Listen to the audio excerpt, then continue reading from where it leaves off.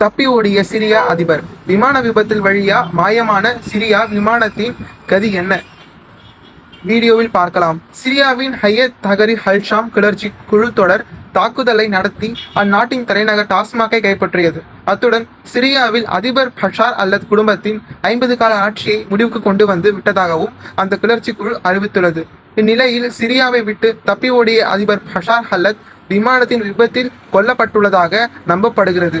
அதிபர் பஷார் அல்லத் தப்பி ஓடிய விமானத்தை கிளர்ச்சி குழு சுட்டு வீழ்த்தி இருக்கலாம், அதில் அவர் கொல்லப்பட்டிருக்கலாம் என்று தகவல்கள் தெரிவிக்கப்பட்டிருக்கின்றது. ஹையத் தஹ்ரீர் அல்-ஷாம் கிளர்ச்சி குழு சிரியா அதிபர் பஷார் அல்லத் ஆட்சிக்கு எதிரான கிளர்ச்சியை தொடங்கி முக்கிய நகரங்களை மீது தாக்குதல்களை நடத்தியுள்ளது. இதன் உச்சகட்டமாக தலைநகர் டாஸ்மாகை கிளர்ச்சி குழு கைப்பற்றிவிட்டது. இந்த கிளர்ச்சி மூலம் 54 ஆண்டுகள் நீடித்த ஆசாத் குடும்பத்தின் ஆட்சி கிளர்ச்சி முடிவுக்கு வந்துவிட்டது என்று கூறப்படுகிறது. சிரியாவில் கடந்த பல ஆண்டுகளாகவே பஷார் அல்லாத் ஆட்சிக்கு எதிராக கிளர்ச்சி குழு தீவிரம் காட்டி யுத்தம் நடத்தி வந்தது. சிரியாவை ஆதரித்த ஈரான், ரஷ்யா நாடுகள் உக்ரைன் மற்றும் இஸ்ரேல் உடனான மோதல்களில் கவனம் செலுத்த சிரியாவை கைவிட்டது.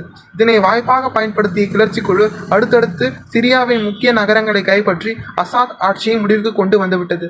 ஹமாஸ் நகரை கைப்பற்றிய கிளர்ச்சி குழு டாஸ்மாக் தலைநகரை எளிதாக தங்கள் வசமாக்கியது. இதனால் சிரிய அதிபர் அசாத் உள்ளிட்டோர் நாட்டை விட்டு தப்பி ஓடிவிட்டனர். இந்நிலையில் சிரியா அதிபர் அசாத் உள்ளிட்டோர் தப்பிச் சென்ற விமானம் திடீர் என்ற ரேடார் கண்காணிப்பிலிருந்து மாயமாகி இருக்கிறது.